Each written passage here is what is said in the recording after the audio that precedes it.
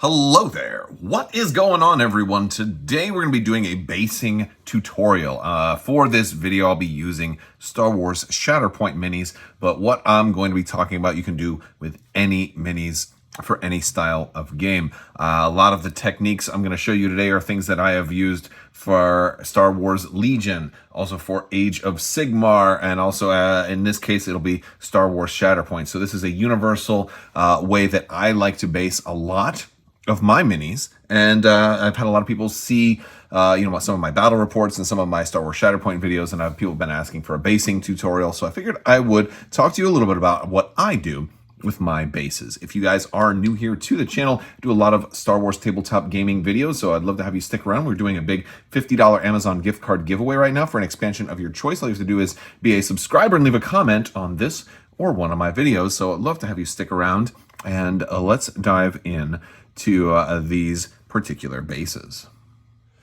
So as it so happens, I have another wave of Star Wars Shatterpoint minis that I've pretty much wrapped up initial painting on, and I've got to work on the bases right now. And while these bases are already sculpted, not all games have sculpted bases. A lot of games have just flat bases. For example, Star Wars Legion has really no detail on most of their bases. And so it's prime surface. Here you have the option. And in this case, I wanted to do even fancier things with these bases. So while some folks will paint these, you could just use a normal paintbrush and paint out the details and treat the bases the same way as you would treat the rest of the miniature. Or some people will detail their bases in advance. I like to wait until the miniature is completed and then go ahead and start putting some textures on the base. So I'm going to start with a texture. Now, there's two types that I will use. The most common that I like to use is this Vallejo Earth Texture Acrylic. This is a really thick, muddy sort of texture. As you can see in here, it's very, very thick. Do not use a brush that you care about with something like this. For example, here is an old brush that I've once used. This is a solid piece now. This is just one bristle. So yeah, don't use a brush that you really care about with this. But there is also some things that you should keep in mind when doing it, especially if you've already painted your mini, because it's very easy to get a whole lot of mud all over your mini, and you don't always necessarily want to do that. Another one that I have used is the ground texture. And this is a gray sand color. What I like about this one is it's kind of like an empty canvas. This one's also it has a slightly different consistency, but this one's also, I've had it for a lot longer too. It's a little bit like caulk or something like that. I'm very, very determined to pronounce the L in caulk. But yes, this is, you can put some of this on a palette and you can put other paints into it and mix different colors. And I have done, this is an old palette of mine. I need to do a palette peel at some point, but this is all dried on. I'm gonna have to peel this all off one of these days. Where I've mixed a lot of stuff in here, mixed like some grays and a little bit of blue and dark grays to kind of do a volcanic sort of stuff, and I've done all of that with this. So these are two of the main ones that I will use. There's lots of different stuff. I've used crackle paint from Green Stuff World before. This creates sort of a cracked earth, like a very dry desert sort of thing, but this takes like 24 hours or so to dry when you put this on. A lot of different things that you can do. But for today's tutorial, I'm going to be using the earth texture. So as we get ready to start this one, this is the brush I'm using. It's an older brush. It's one that is not used for painting the miniatures themselves anymore, but it is small enough to be able to still work with this type of texture. It's a way that I allow my brushes to live multiple lives. So I'll go ahead and I'll start off a lot of times with clumping it on, and I will want to just apply it to the areas that are far away from the miniature first. This is something that you can put on pretty thick, and I want to put it on thick enough to fill in these texture pieces as well. So this way, I don't see the grating and everything like that. I don't want necessarily Obi-Wan to be on a space station. I want him to be, in the woods or on mud or something. And you can even paint this stuff darker, right? But when I get closer to his feet, that's when I'm going to change things up a little bit. So I've applied a lot of water to my brush, and I'm going to thin this out a lot and almost make it the color of paint and the consistency of paint, just because the spots around the feet I want to blend in, but I don't need the texture right there. I can always come back on later and get, take some of these mountains and push some of those over and smooth out some of the areas. But I want to be super careful around the actual feet. So I dip my brush in some water, get it nice and thin, and get in here. And if I get a little bit on the boot, I'm not super worried about it because, hey, he is stepping in the dirt. I can always put like a rock or a tuft or something behind there. But I want to be super careful around the feet and super careful around the legs and not get any of this, because especially with that white plastoid armor, this is going to get everywhere, right? So if I'm not careful. So I like to do all of that. So I'll keep going around until I have pretty much complete coverage of the base. And then I can kind of take a step back and look at the areas that need more. And I can just start layering it on thicker at this point. I want to build some textures in here. And I want some areas to have it really thick. I don't want it to be paper thin all the way through. I don't really want to see any of the lines of the texture underneath, because I want this to be a little bit wet, because I'm going to be sticking some stuff in here. I'm going to be putting little things. I might put some grass tufts in here. I might put some rocks in here. And I still want it to be kind of wet to let those things kind of sink in so it can kind of harden and mold around them. And so I can do all kinds of stuff. I can sculpt rivers. All right, like I could do like a big flat line like that and let that be kind of a riverbed if I wanted to do some water effects. And I'll do that on one of these. Maybe I'll do that. Maybe I'll do that right here. Yeah, that's not a bad idea. I think Obi-Wan facing the riverbed is a great idea. So let's do that. There we go. We're gonna go just like that. Well, I want to have the whole front be flat and blue. I'll paint some stuff in there, and I'll show you how I do the water effects, and I'll leave the rest more high ground, right? And this way he is on the high ground, he's not in the river. So I think that works out pretty well. Now, the next step is I like to have some grass flock. So this is just some grass material that I got at you can get at any hobby store in like the diorama section. And it came in this big bag here. And of course I use like a little Tupperware bin to catch all the excess and to reuse some. And, and then this is kind of how I'll do it. Now, there's a couple of different ways that you can do this. You can certainly take a miniature, like I'm going to use Cody right here. Let's just say I had him fully based. I could drag him through it, or I could pour this on top of him and go roar like that. We could do all that, then shake him off or like tap him, and then a whole bunch of it would stick. I don't want to do that right now though, because I want part of this. I want part of Obi-Wan's base to be like the riverbed. So what I can do is just grab a pinch of this stuff, especially if I only want like a little bit of grass. Right? I can just sprinkle parts of it on there, like so, and I can just kind of drop it where I want it. And I don't mind if I get it on the riverbed a little bit, because I can paint over some of it. And some of this is going to get on his boots and all that. And then it's fine. And then I'm just going to tap it. Doop, doop, doop. Tap it. Tap, tap-a-rooney. Tap, tappy-wappy.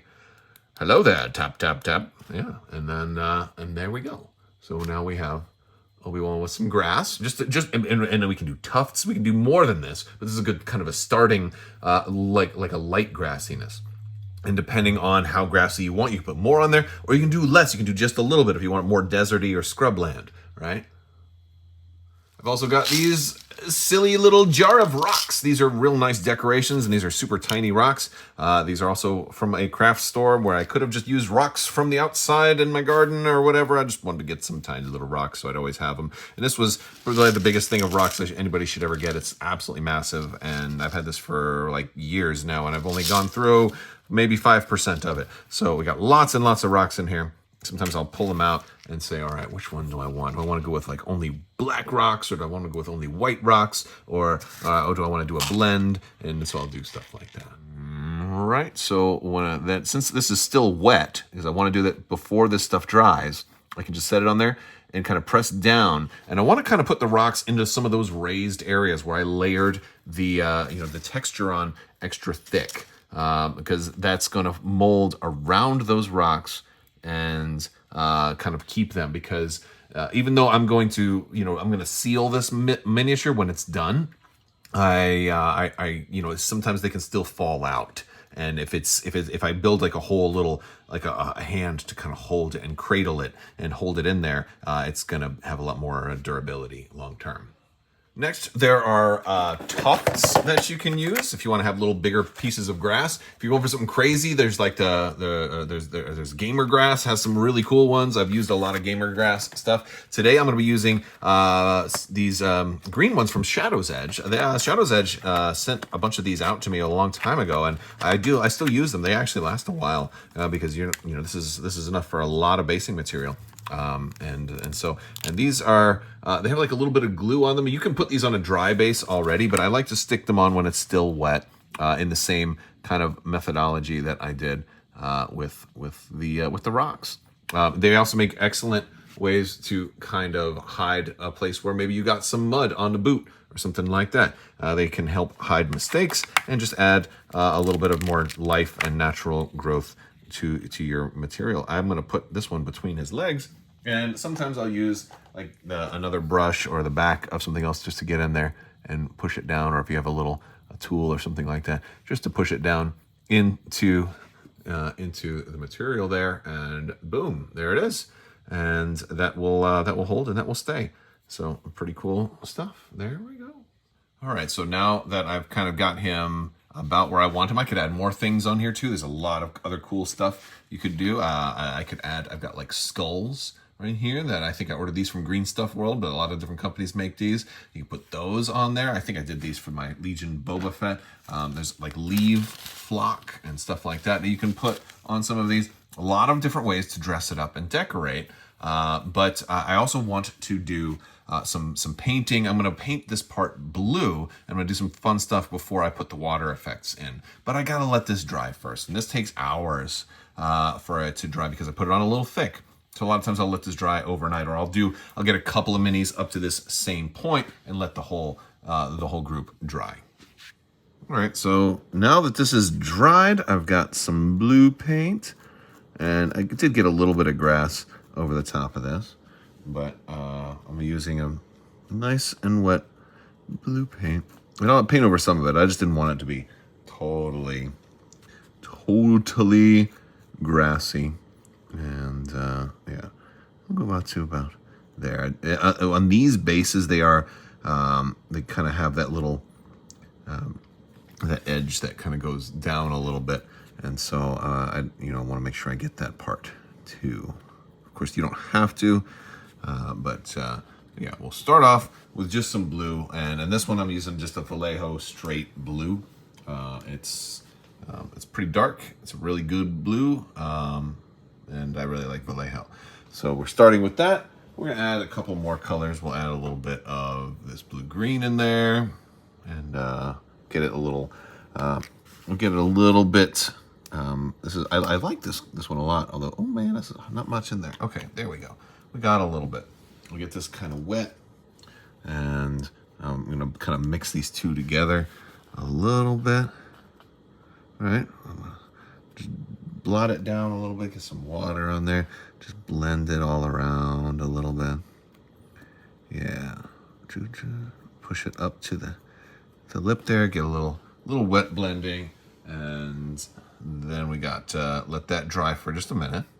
Okay, and now I've got a little white. Actually, I'm going with an ivory. Right now, it's not super white. I mixed that a little bit with the blue, just a little bit, and tap that a little closer to the edges. All right, just kind of get a little bit of a natural flow between there. You don't have to do all of this, but you see I'm kind of getting a little bit of differentiation of colors in there. And then I want a little bit of mostly all white just on the edge here, just for the shore. All right, like I'm doing a beach. This was a good technique if you're doing beach stuff too. This one isn't merely a beach. This one's more of just like a river. But there we go. We kind of have all of that going on. Next step is for some UV resin, and I have this UV LED, and this is just a little flashlight that does ultraviolet light, and this is resin. Now you want to do this in a well-ventilated area, and you should probably wear a mask when you do it too, but this is going to be some pretty cool stuff that will solidify when we once we shine the light on it. All right, so I'm just going to try and put this on here a little bit, like so. I'll use the tip to kind of push it around a little bit. And you don't have to worry about getting perfect coverage this time, because you might do another layer. But I usually can get pretty good coverage on the first go around. There we go, just like that. Okay, and now I'm just going to shine this light on there. Boom, look at that. And you want to do this for about 30 seconds to a minute, depending on how thick you put it on. Now, this will get really hot. It's where you can feel the heat on the bottom of the base underneath. So that's normal. That's just how it activates. It's really cool stuff. But there are also fumes that are released, so make sure you're well ventilated and wear like a breathing mask or a respirator. But yeah, cool stuff. And this will be like super shiny when it's done also. Okay, and fast forward a little bit, and it is done. Super shiny. Now this, like the residue of it is not necessarily like super hard. Like if you touch it, sometimes it feels like you can still leave fingerprints on it and stuff. So I try not to touch it very much. But yeah, very cool stuff. We'll be varnishing it in a little bit, and if you want to, do another coat on top to make it extra shiny, you can do that. But there's one more step we've got to do, the most important step to the entire process. The most important part is to do your border, do the edge. I like to do the edge in black, kind of helps everything else pop. And I'm just using a straight Vallejo black. It's a really dark black. And this is where you can kind of fix any parts of like your texture that maybe went too far down or whatever. And you can just fix that and do the whole thing. Sometimes there'll be little grass bits on the side if I was a little sloppy, and that's okay. You can always do 2 coats if you need to. All right, so Obi-Wan is now complete. We've done the whole base. He's got a little bit of a lot going on with this base, and I like how it kind of fits into the whole rest of the army theme. And well, actually, I guess all of my Star Wars Shatterpoint miniatures, they're kind of all on this similar kind of basing here. But you don't have to do water effects on all of them. He's actually the only one I've done today with the water effects. I have Dooku here, and he just is on more of a grassy. I used this more of a faded tufts for him, so like maybe he's draining the life from the Sith in him, is draining the life force of the grass all around him, starting to kill the grass off a little bit, which is kind of cool. For the Magna Guards, I went with more rocks on their bases. So they have a little bit less grass in some places, and you don't have to have the grass even coverage all over the place. You can even kind of scrape out like footprints in the grass if you want to. Yeah, so they're a little bit more like rocky and rolly. For Cody and friends, we decided to go with, why am I saying we? I did this, and me and my multiple personalities. Starting with leaves. It's like autumn time. Cody is phoning in the Thanksgiving order for the troops as autumn is upon us. The leaves are changing colors. The trees are getting like red and stuff, and it's not just because we're on an alien world. But yeah, so I decided to do something a little different with those guys.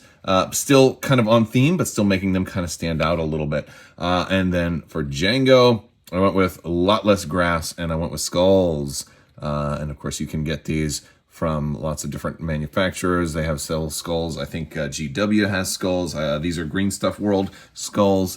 And, like they're pretty easy. Just paint them up, put a little wash on them. You can even put some blood in them if you want to make it a little gory. I was trying not to go too gory. Star Wars usually isn't gratuitously gory. I honestly, skulls are just even a little bit. But there were skulls. I just had the boys watch.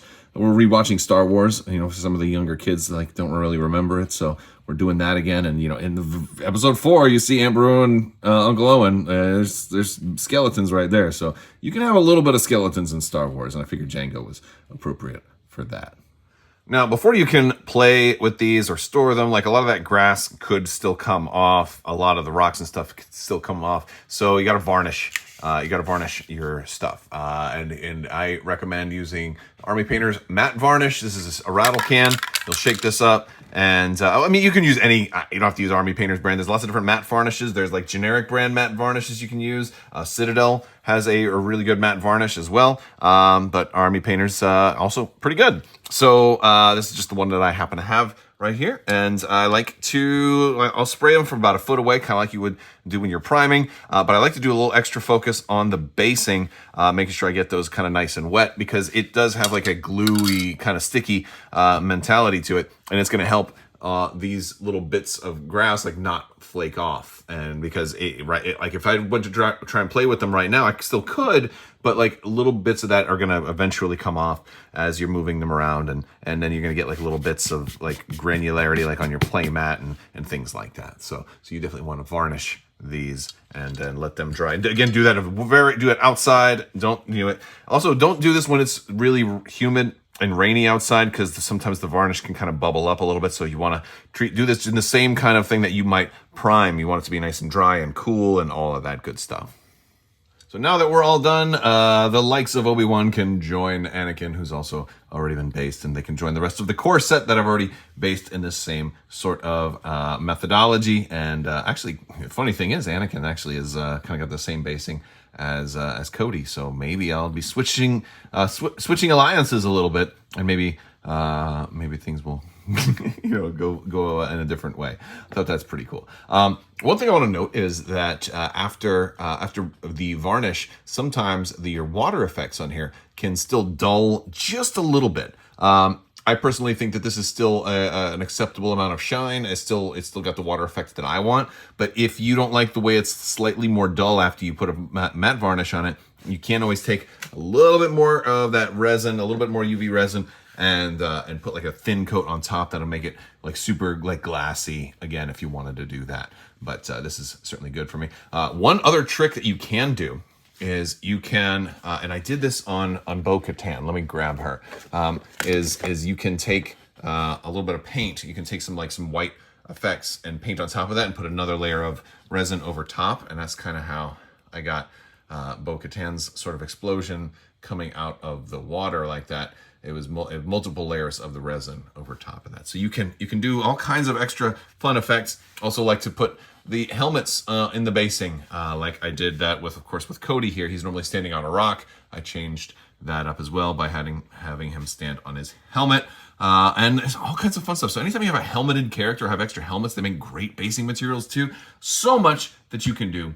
And I just think it's absolutely awesome. Like I've got all kinds of extra little bits like clone helmets here. I've got the B1 battle droids that were supposed to be sitting on the Persuader tank, and I didn't want them sitting on there, so I just set them down and built them kind of like they're laying down. That could be basing material for somebody else, and I'm sitting here waiting for the perfect opportunity. I've got all these little B1s, like I got like 2 more of them over here. I got so much stuff that I saved for extra basing material that I'm gonna do someday, and then maybe that day doesn't come in time, and then I'm like, oh. So anyway, it's really fun brainstorming and coming up with really cool basing ideas. Can you share some of your great basing ideas in the comments section or on our Discord? That'd be awesome. I'd love to hear about it.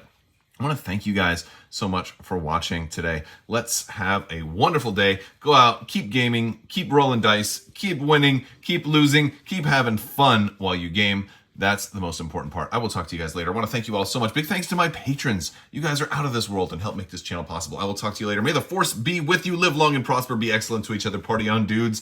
And always make the Kessel run in less than 12 parsecs. See ya.